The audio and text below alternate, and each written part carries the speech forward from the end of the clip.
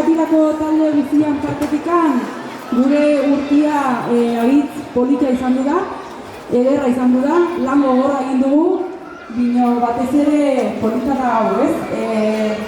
Irlandatik etorri ginean hortzen beten, herri bezala, guri harrera egiten, eta berriz ere gaur izugarrizko aukera eman diguzue, beraz, gure partez eskerrik asko Lesaka, eta bertzidio gabe, Lesakarrak, gora!